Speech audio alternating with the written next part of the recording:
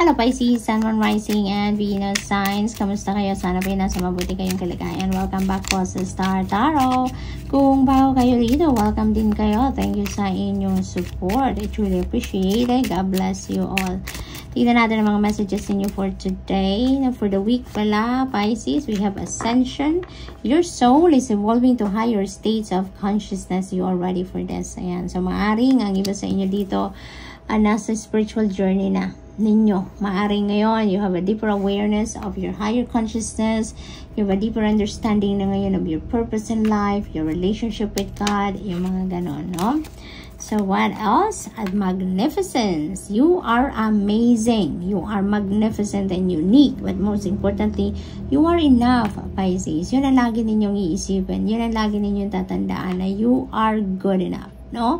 Huwag ninyong isipin na you are less than one person. You are less than the other person. Yung mga ganun. Because you are enough. No? Kung kaya nila magtagumpay, kaya mo din magtagumpay. Kung meron silang gift, meron ka din nun. Kung meron silang skills and talents, you also have that. Kasi we are all created equal, no? We are all created equal. Lahat tayo binigyan ng talents, ng gifts, ng skills. Iba-iba lang tayo ng timeline. Iba-iba lang tayo ng oras, di ba? Iba-iba tayo ng divine plan, no? Yung ganon. Pero, wag mong isipin na you are less than the other. Okay? Kasi you are also magnificent just like others. You are also unique. You are enough. Okay? So, tingnan natin kung ano pa ang ganap. We have courage. Live your life fearlessly with courage, strength, and determination. Ayan. So, wala kayong dapat na katakunan. Wala kayong dapat na ipag-alala. No? Equip tayo. Pisces, equip tayo. We are all equipped with talents, skills, and gifts. At gamitin natin yan para sa ikakabuti ng ating sitwasyon, para sa ikakabuti ng buhay natin. No? Yung mga ganon. Kaya, hanggat naniniwala din tayo sa Panginoon, hanggat meron tayong hope, may faith, may ano tayo, may optimism tayo, no? Wala tayong dapat katakutan, no? Always remember that God has your back, Spirit has your back, your angels has your back, no? At kung kailangan natin ng tulong, kailangan natin ng guidance, kailangan natin ng gwardiyahan tayo, protektahan tayo, they are just a prayer away. Okay? So, what else? We have freedom. Yeah, moving on. And you are letting go. Napakaganda nito. Kasi, ano na kayo? You are reclaiming your freedom. No? Pinapalayan nyo ng sarili ninyo from resentments, from emotional baggages, emotional wounds, yung mga ganon, galit, hate, no? Iba't ibang, alam mo yun, yung mga nagpapabigat sa dibdib natin. You are breaking away from that, no? At ngayon, magiging malaya na kayong muli, no? Magiging masaya na kayo. Napakaganda nito kasi you are moving on with your life. You are choosing yourself dito. You're choosing your happiness. You are choosing to be free. Kaya napakaganda. This is such an achievement para sa inyo. This is success. You know, para sa iyo, para maglakas ng loob ka na iwanan na kung ano man ang mga bagay na hindi na nagsaserve ng iyong highest good and you are moving on with your life, no? What else? We have past life guides. Ayan. So, may mga ano kayo, may mga guides kayo ngayon from your past life na yung parang nagpaparinig sa inyo, nagpapahaging sa inyo, nag-reach out sa inyo, gusto kanilang tulungan, gusto kanilang gabayan sa inyong mga sitwasyon. Kinship, yan, beautiful energy din ito. Kasi there is a feeling of belongingness. There is a feeling of family, no? May sense of family dito, Pisces, ang karamihan sa inyo. Maaring maaring bago kayo sa trabaho, no? At very welcome kayo ng mga ka-opisina ninyo. Maaring welcome kayo ng boss ninyo, yung mga ganon, no?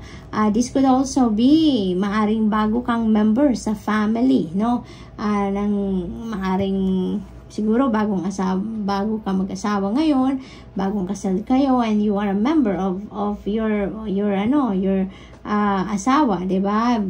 yung pamilya ng inyong asawa. So, maaaring gano'n na sitwasyon ng iba, and maybe nafe-feel ninyo na you are welcome. Nafe-feel ninyo na talagang pamilya ang turing sa inyo, you know? Maaaring gano'n ang ganap.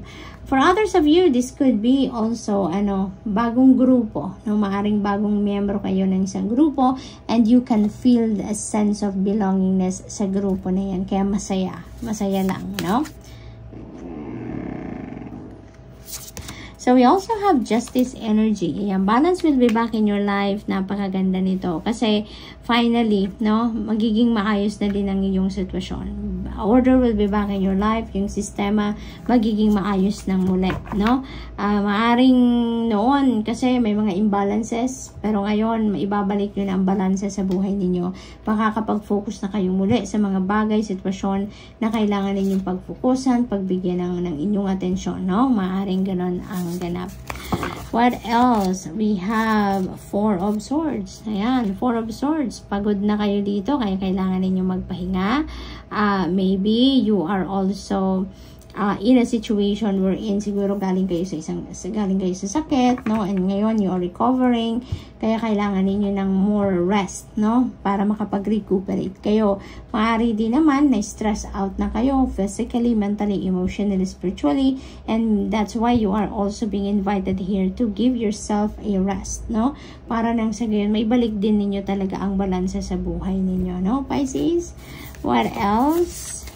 We have Knight of Swords. Ayan. So, everything is going to speed up na ngayon, mabilis ang galawan ng mga sitwasyon ninyo sa buhay sa ngayon, no? Kung dati, siguro, naghihintay kayo na ma-lift ang mga delays, ma-lift ang mga blockages, and ngayon, totally, no? That will be lifted talaga, and things are going to speed up, no? Ang mga transaction ninyo, mga pakikipag-usap, mga hinihintay ninyong resulta na kung ano-ano, siguro, no? Mga ganong bagay, yan ay ngayon uusad na. Ngayon ay gagalaw ng mga yan at makakatanggap na kayo ng mga updates, no, resulta, mga ganon, no.